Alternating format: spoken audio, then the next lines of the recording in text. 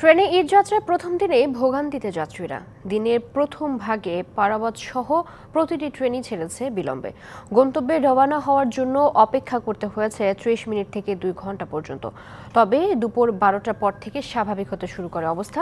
ভ্যাপসা গরমে কষ্ট হলেও বাড়ি যেতে পেরে খুশি যাত্রীরা।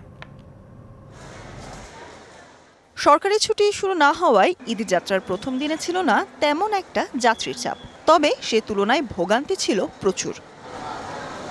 কমলাপুর রেলওয়ে স্টেশন থেকে দিনের প্রথম ট্রেন রাজশাহীগামী ধূমকেতু এক্সপ্রেস ভোর ৬টায় ছেড়ে যাওয়ার কথা থাকলেও ছেড়েছে সকাল ৭টা ২০ মিনিটে। ভোর ৬টা ১৫ মিনিটের পর্যটক এক্সপ্রেস স্টেশন ছেড়েছে ৬টা ৫০-এ, আর সবচেয়ে বেশি দেরি করে ৬টা ২০ মিনিটের সিলেটগামী পারাবত এক্সপ্রেস ছেড়ে যায় ২ ঘন্টা পর ৮টা ৩০ মিনিটে। ১১ Sindhu Provati, Rangpur express, Dewanganj Eid special, Jayantika, Joydebpur express সহ প্রথম ১৫টি ট্রেনের যাত্রীদের অপেক্ষা করতে হয়েছে ৪০ মিনিট থেকে ১.৫ ঘন্টা পর্যন্ত। মোটামুটি ২৫-৩০ মিনিট লেট। ঘন্টা খানেক দেরি হইতেছে, দাঁড়াইয়া থাকতেছি, ট্রেন আসে না। সময় এটুকু তো মেনে নিতেই হবে, কিচ্ছু করার নেই। ট্রেনে চড়তে পেরেছি, এটাই আসলে একটা বড় বিষয়। ট্রেনে উঠতে পেরেছি। ভ্যাপসা গরমে ট্রেন দেরি হওয়ায় ভোগান্তিতে পড়েন যাত্রীরা। স্বাস্থ্য এবং স্বাদের মধ্যে চমৎকার একটা ব্যালেন্স করে পীর প্রিমিয়াম আয়োডাইজড লবণ। অনেক গরম হয়েছে।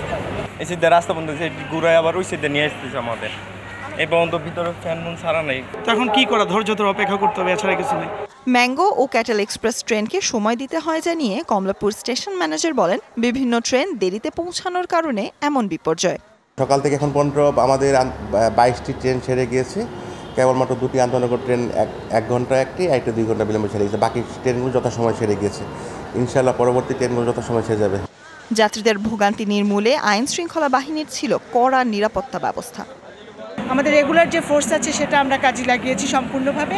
সাথে সাথে আমরা আর্ম পুলিশ ব্যাটালিয়ন থেকেও রিজার্ভ ফোর্স এনেছি। বিনা টিকিটে যাত্রা বন্ধ নিশ্চিত করতে ৩ ধাপে চেক করা হচ্ছে যাত্রীদের। টিকিট স্ক্যান করে তথ্য নিশ্চিত হওয়ার পরই যাত্রীরা ভেতরে প্রবেশের সুযোগ পাচ্ছেন। Sultana Swarna, DBC news, Dhaka.